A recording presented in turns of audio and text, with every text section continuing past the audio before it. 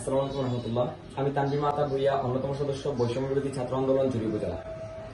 কোটা আন্দোলন থেকে শুরু হওয়া বৈষম্য বিরোধী ছাত্র আন্দোলন আমাদের জুড়ি উপজেলায় প্রথম আন্দোলন সংগঠিত হয়েছিল 16ই জুলাই, যা আমরা করেছিলাম কোটা বিরোধী ভাবে।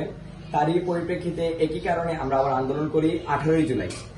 এরপরে একটি লম্বা সময় গ্যাপ দিয়ে আমাদের ভাইয়েরা, আমাদের এইচএসসি পরীক্ষার্থী সহ শিক্ষার্থী ভাইয়েরা যখন নিরপরাধ ভাবে গ্রেফতার হয়, তখন আমরা 3ই অগাস্ট একটি আন্দোলন কর্মসূচি ডাক দিই, যেখানে আমরা নিশ্চয়ভাবে মুক্তি চেয়েছিলাম আমাদের শিক্ষার্থী ভাইয়ের।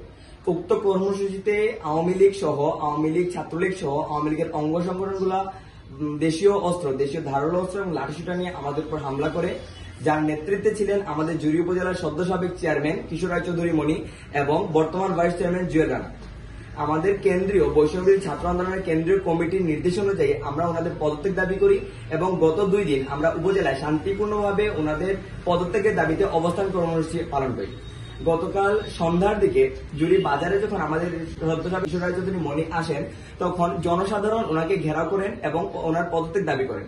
আমাদের সিনিয়র ভাইয়েরা যখন খবর পায়, তখন ছুটে যায় ওনাকে প্রটোকল দেওয়ার জন্য এবং ওনার নিরাপত্তার সহিত ওনার সিদ্ধান্ত অনুযায়ী ওনাকে নিয়ে আসেন উপজেলায়। উনি স্বেচ্ছায় নিজে হেঁটে হেঁটে, কোনো গাড়িতেও না চলে, আমরা তাদেরকে ফোর্স করে নিয়ে আসি নাই, উনি নিজের ইচ্ছায় হেঁটে হেঁটে উপজেলা প্রাঙ্গণে আসেন।